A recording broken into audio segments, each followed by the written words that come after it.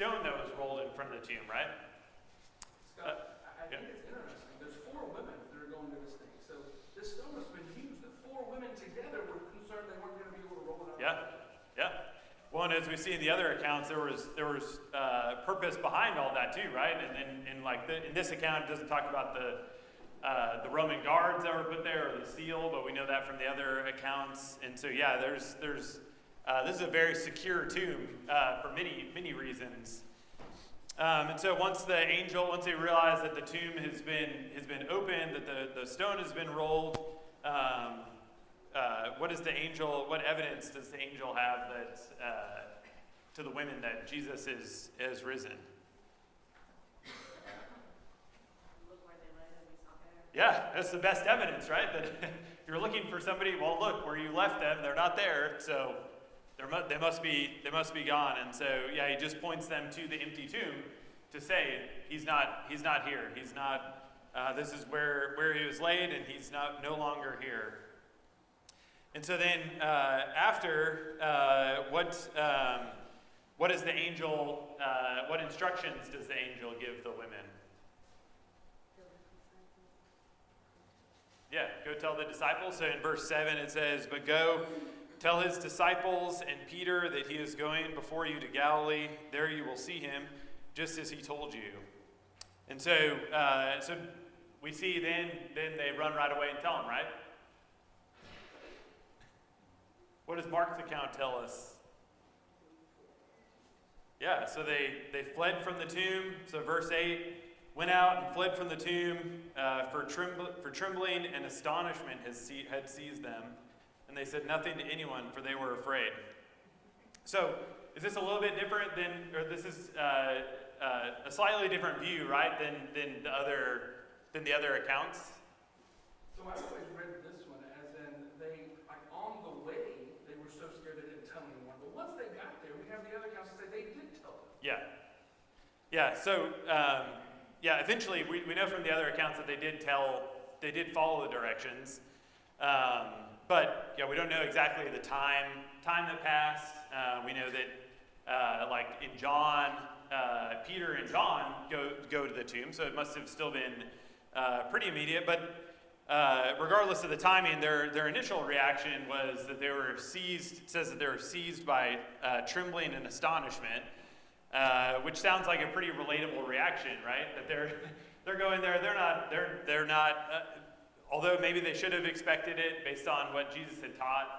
I think we can all relate to that reaction of they go to the tomb. They're not expecting it to be open. It's open. They're not expecting Jesus to be gone. He's gone. They're not expecting an angel. They see an angel. They talk to an angel. And so all of these things lead them to be trembling, so a little bit scared about what's going on, but then also astonished at what they've seen. And so we know from the other accounts, like I said, that they do go and ultimately tell the disciples as they're directed to, and then ultimately we see in the other accounts, and then further on here what happens from there. Robert? I was just going to say, in one of the other accounts it talks about too, see where he lay. We can see his linen clothes. Yep, that's right. All right, so question number 3, why didn't the disciples believe that Jesus had been raised from the dead in verses 10 and in verse 13? What is Jesus' response when he does appear to them in verse 14? So we'll read 9 through 13. It says, Now when he rose early on the first day of the week, he appeared first to Mary Magdalene, from whom he had cast out 7 demons. She went and told those who had been with him as they mourned and wept. But when they heard that he was alive and had been seen by her, they would not believe it. After these things he appeared in another form to 2 of them as they were walking into the country, and they went back and told the rest, but they did not believe them. So those are the two kind of short accounts. So before Josh told me that he suggests everybody ask him about the ending of Mark last week, so before anybody can ask. So these ones, when you're just reading through, it does seem like a little bit disconnected, starting in verse 9, and I think most Bibles have some sort of like bracket or note on those verses. So basically, from what I had read briefly, the thought is that verses 9 through 20 were added later on, that somehow the ending of Mark had been lost. So verse 8 doesn't really make sense as an ending of the book. It just kind of leaves half thought. So the thought is that there's some other ending. There was formerly some other ending that somehow got lost to history. The oldest manuscripts don't have anything after verse 8. But really, so then verses 9 through 20, even if they were added, do they add anything different to the account? No. So even if it's not, even if it wasn't the original ending, or however you want to look at it or phrase it, there's nothing new in Mark 9 through 20. Like there's nothing new revealed in there that other accounts don't have, that either contradict or like I said, add anything that would be controversial. The only thing from what I had read that was different was about in verse 18, how it says that if they drink any deadly poison. So that's not included anywhere else from what I had read.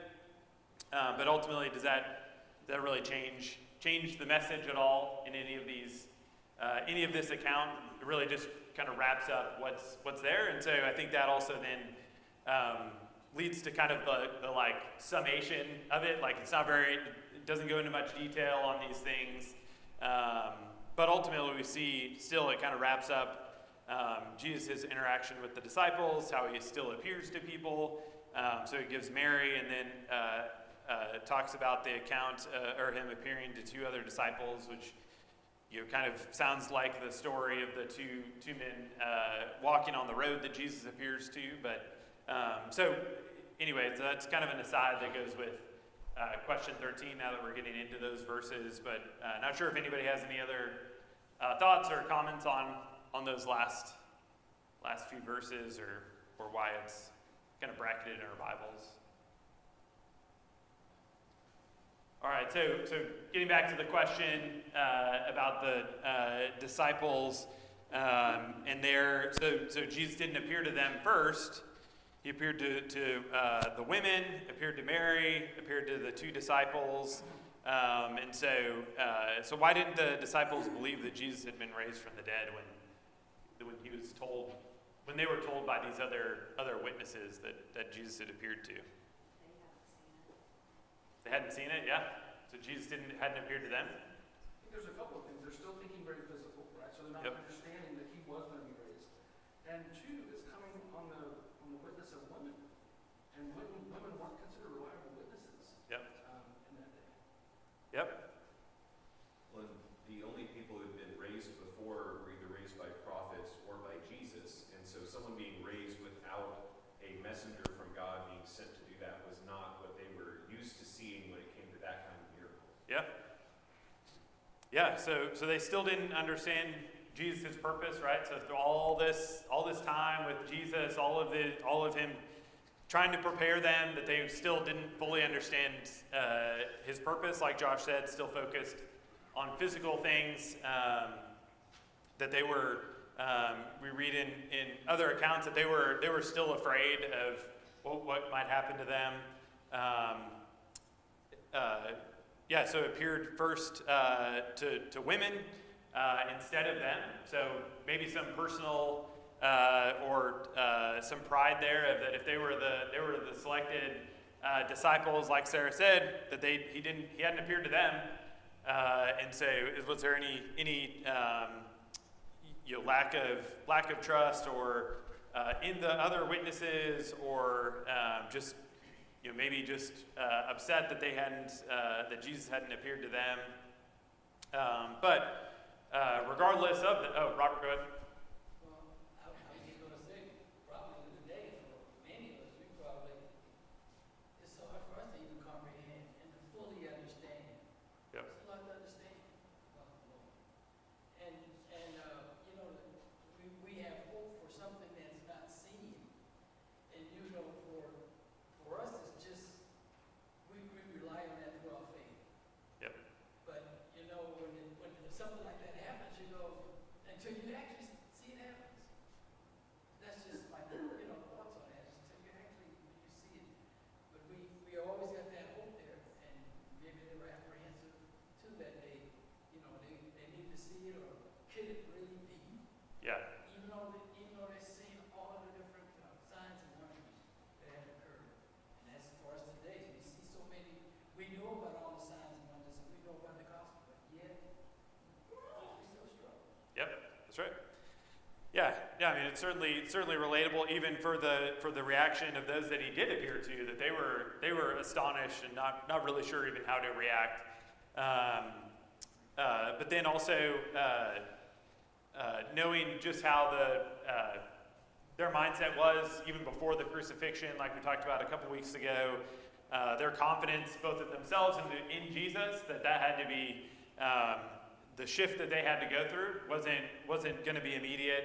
That took kind of a restructuring of what their faith actually was in Jesus. And so, but ultimately then when Jesus does appear to them in verse 14, it says, afterward he appeared to the 11 themselves as they were reclining at the table, and he rebuked them for their unbelief and hardness of heart, because they had not believed those who saw him after he had risen. So what was Jesus' response to them when he did appear to them? Yeah. So he rebuked them for their lack of faith. And what's the other thing he rebuked them for? Hardness of heart. Yeah. So that's something that is the hardness of heart is something that's used to describe other people, like the Jewish leaders earlier on in the book. And now it's coming back around to them, that they had their chance to believe based off the witness of those he had appeared to first, and they had hardness of heart to not believe that. And so that's that hardness of hearts, I think, is like can be part of what Robert was talking about too, that we can experience today.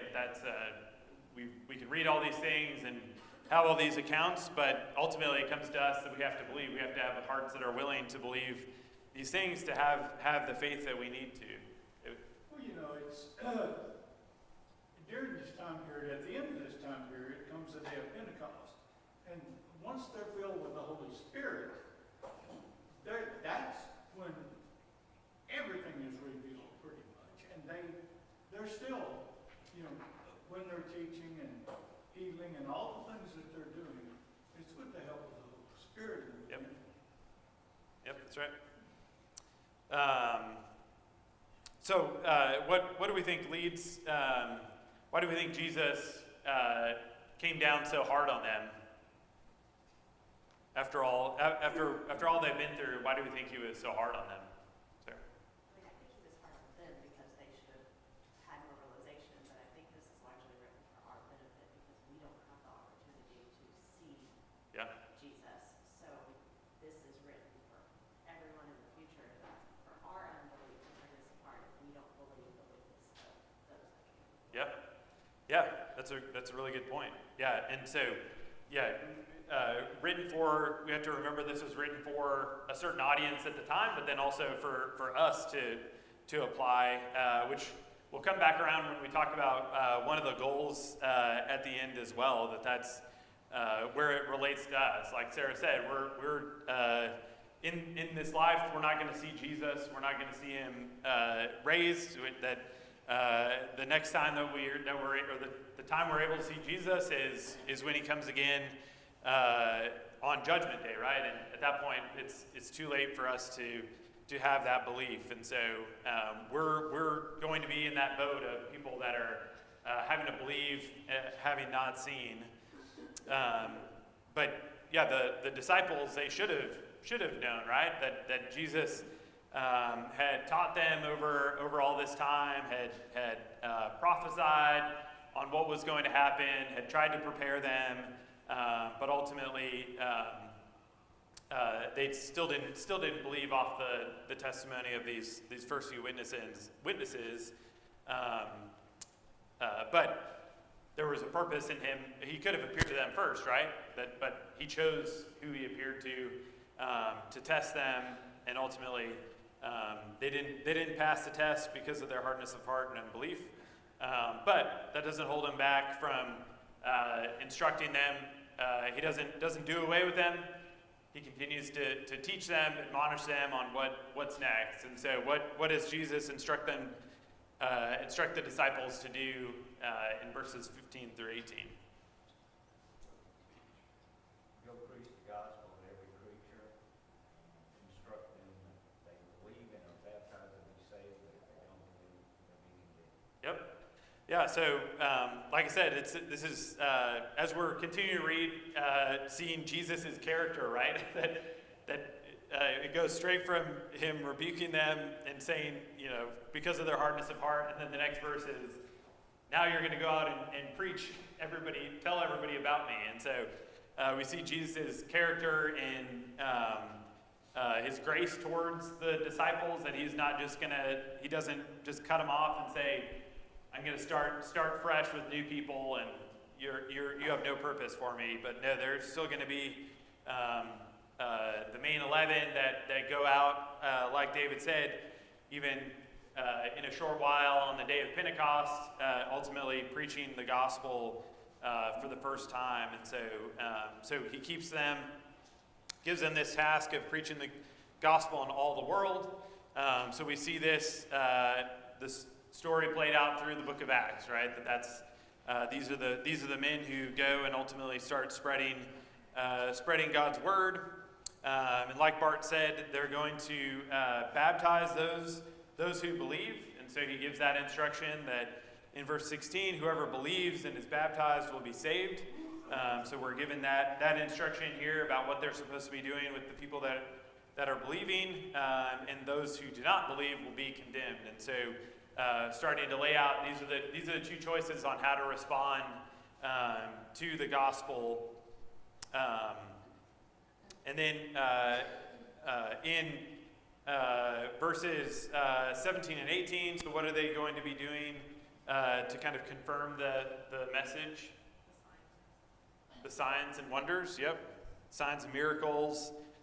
So it lists out different things that they'll be doing, which is similar to things that they were given power to do in the previous time in Mark when he sent them out to preach as well. So they were given power to confirm the message that they were teaching. So anything else on him sending them out? I think going back to the hardness of heart thing, we usually associate that term. We think about it like Pharaoh, Yep. hard-hearted, like it's an evil thing. But when you think about, and it is evil in a sense, but what is our heart? It's our mind, our consciousness of faith in God. And if we rely on ourselves and our own logic and that type of thing, I think that could be related to having a hard heart. It shows that these men that followed him, that, as Peter said, left everything for him. And yet they still relied on their own logic. They would not open their heart to faith that God could do anything. Yeah. It's a very human trait, and it's something we struggle with ourselves. Yep. Yeah. So it's I think over time, like Sarah said, I mean that can be applied to obviously the disciples, since Jesus attributed that to them. But for us, yeah, it's a different hardness of heart that we have. That whether it's trying to rationalize things today, or questioning the integrity of the word, those things that we have to believe in, that it's a hardness of heart. Yeah, it can be lots of different things, and I suppose we can have a partially hard heart, or we can have a, it's not even just a fully hard heart. There could be certain things that, I believe up to a certain point, but I can't believe all the way, or whatever it might be. So, yeah, that's a good point, and I think it's something for us to keep in mind, that it's something that we can all fall into for sure. Robert? So we see the importance of God's mercy and His grace towards us, because we can't get here on our own. Yep. We need Him more than ever, and the Holy Spirit that helps guide us, and keep us, try to keep us on that right path. Yep. And so, thank goodness for Christ, who's our ambassador, and He speaks on our behalf. Because of our weakness, He makes us strong. Yep.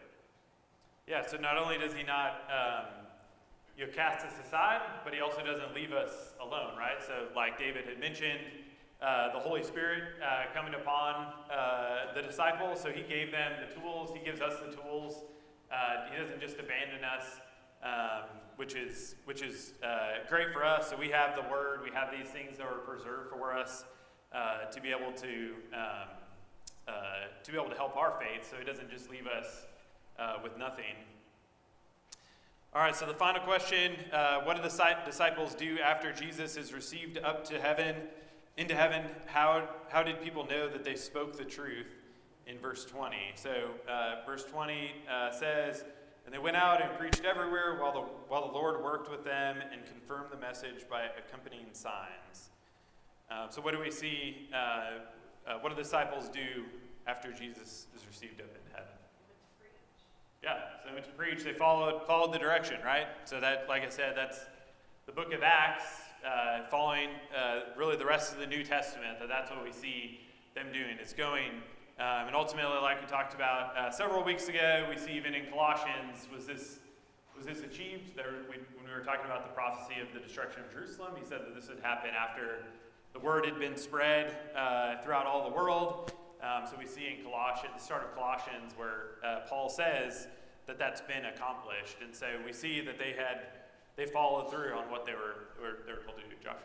So when they are preaching, I thought it was interesting. I was reading the other accounts when I was studying for this class, and in Luke it says He opened unto their minds to understand the Scriptures.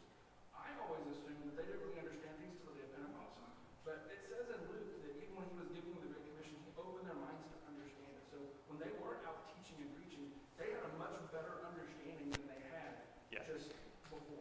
Yeah. Yep.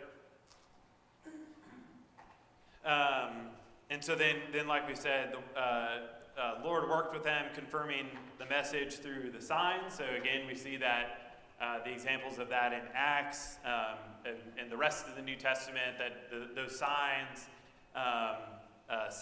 and spiritual gifts, those things were given to confirm the message. So we see that throughout the rest of the New Testament, as people can, whether it's speaking in tongues or other spiritual gifts or doing miracles, that sort of thing, that's all given to confirm the message. All right, so to close out the last 10 minutes of class, so we're going to talk about the three goals, kind of reflect on those. So hopefully everybody was able to review these one more time and come up with some thoughts on how we wrap up these goals. So the first one, get a clear image of Jesus to aid in fixing our eyes on Him. Really this comes from Hebrews chapter 12, verse 2, talks about fixing our eyes on Jesus. So that says, fixing our eyes on Jesus, the author and perfecter of faith, who for the joy set before Him endured the cross, despising the shame, and is sat down at the right hand of the throne of God.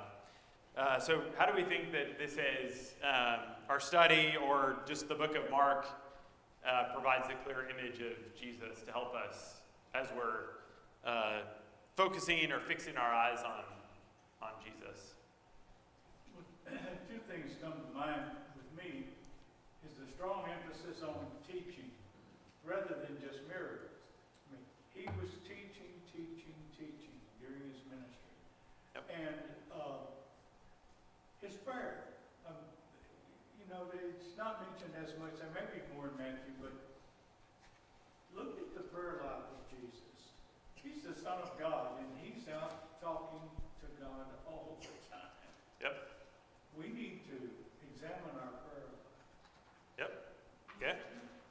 Those are a couple things. Yeah, we as we were studying, it seemed like Jesus was always redirecting to preaching, or he would go to the next city to teach, or those things. That's kind of a constant theme that provides us more context to who Jesus was and what his focus was. Did you have a comment? You got your hand partially raised. I was scratching. But even at a very young age, even at Yep. age 12, he was doing that. So we really have no excuses to age or anything. That's what we should be doing. Yep, that's right. So the verse talked about him. Says back in Hebrews, it says enduring the cross, despising the shame.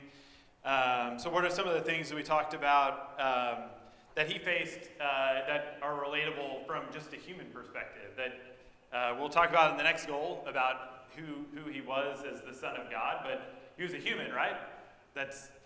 And so there's things that Jesus went through that are very relatable to us as humans, right? So what are some of those things that he went through for both the cross, but then also it says despising the shame, which I think could be talking about the cross, or maybe just his life in general. I think one of the hardest for him would have been avoiding pride, because all we see from him is humility. Yep, that's a good point. The reason to be prideful. Yeah, for sure. Thinking back earlier on, what was some of the rejection? Who are some of the people that rejected Jesus? His own family. Yep. So his family, we're told early on, rejected him. They kind of told him early on, like, hey, you need to like tamp this down a little bit. Like, you're getting way too much attention. So his own family rejected him. Who else rejected Jesus? Yep, the spiritual leaders. So the Jewish leaders from the beginning rejected Jesus. So even early on when he's preaching in Galilee in the synagogues and people are acknowledging that he's teaching unlike other people have ever taught, that they've ever heard, they pretty much immediately start rejecting Jesus, downplaying who he is, what he's doing. And, we can say that, but these are his people. These are the people that he was studying with in the temple. These are the people that he was looking to, because he was a Jew as well. So these would have been people he was learning from and with, and they rejected. Yeah. Well, going back to what you said about the account that we have of him when he was 12, right? Who was he studying? He wasn't studying by himself, right? That he was in the temple learning from others, learning the scriptures, that these are the things that obviously he had an understanding, but I would guess that he had to learn some of these things as well. So he was spending time in the Old Testament and we're told he's spending time in the synagogue, those types of things. So yeah, these aren't strangers, especially when he's in Galilee, right? These are people that likely he's known for a long time in the synagogues. What about his friends? So we're told about his family when he's in Galilee. So in the area that he grew up in, his family rejected him. But ultimately, what do we see at the end with his arrest?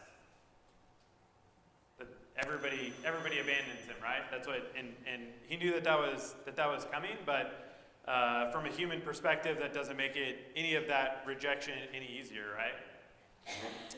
So I think that helps us see a clearer image of what Jesus went through, right? That these are things that wouldn't be easy, and I think ultimately, like David said, that's what pushed him to his prayer life, spending more time with God. That's how he got through these different things.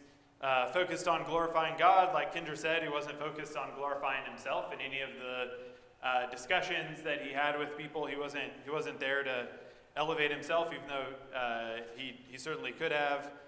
And then, like the verse says, that he suffered on the cross, rose from the dead, like we read about, and then ultimately was there to encourage the disciples to carry the gospel forward. Didn't abandon them, gave them what they needed to confirm the word, and then is ascended to heaven. So then, on the second one, second goal, increase our faith in Jesus the Christ, and Jesus the Son of God. So if we remember back, the very first verse of the book talks about Jesus being the Christ and Jesus being the Son of God.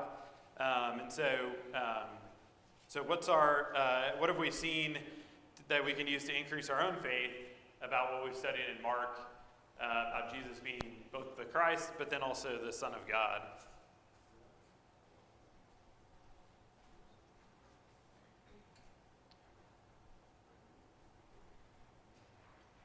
So is any of it related to what we talked about for what the disciples had just gone through, that we just studied?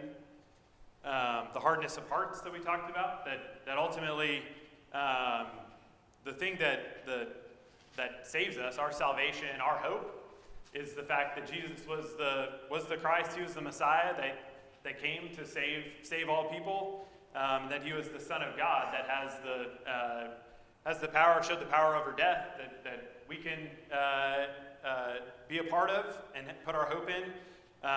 But also, we have to believe those things off of books like Mark, right? That we're not going to have anybody walk in the door that tells us, hey, I saw Jesus, or have Jesus walk in, right? That we have these are the books, these are the things that, these are the tools that Jesus gave us, that God preserved for us to build our faith, to increase our faith in who Jesus actually was. Another remarkable thing I noticed about the gospel is that he came to his people, they did not receive him, so now he has adopted us. So we are very privileged Yeah. to have received the gospel and accepted it. So if we show appreciation, we're going to be gifted with a remarkable reward. So that's something to really be grateful for. Yep, and that's a good thing to, as we're continuing to increase our faith, right? That to keep us from having that hardness of heart start to creep in. If we have that attitude of gratefulness that we've been given the opportunity to hear the word and obey and understand and all of that helps us keep increasing our faith instead of starting to have hardness of heart in our belief.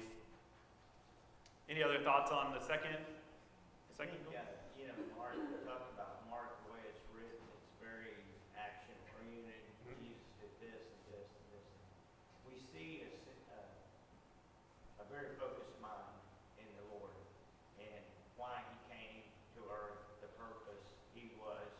He did not get distracted from that, and I think that is a really good example to us not to get distracted. And especially when trials come, that's a time to refocus the faith that we have, and going to his word, going in prayer to him, so that we keep our eye on the ball, as they say. Yeah, that's right. Well, yeah, and then for those that it was written to, like we talked about from the beginning, that it's written to most likely Roman Christians that are facing persecution, that would be encouraging for them too, right? Of staying focused on what Jesus came to do, having being action oriented, so not being when you face rejection or face persecution, don't stop. Jesus never stopped. We're not seeing that in any of the account. And then understanding the glory of the gospel message as it pertains to who Jesus is. So we just talked about in the second goal who Jesus is. So Jesus being the Christ and the Son of God. And that's the gospel, right? That Jesus is the Son of God. He came to this earth to save us, to live a life as a human, ultimately to give up his life on the cross for us, and to rise and rise from the dead and then be ascended to heaven.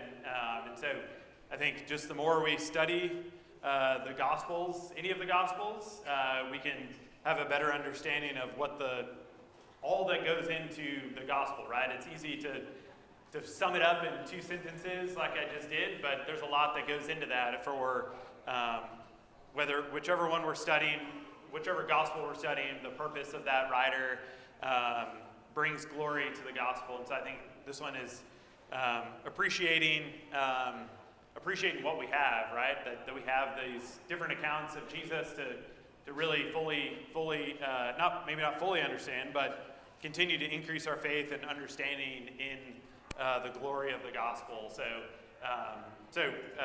didn't have much time to talk about the third one, but hopefully you all got something out of this study this quarter. Definitely appreciate the opportunity to teach, and looking forward to what we've got next in the adult class, but appreciate all the participation from everybody throughout the quarter, and we'll end there. Thanks.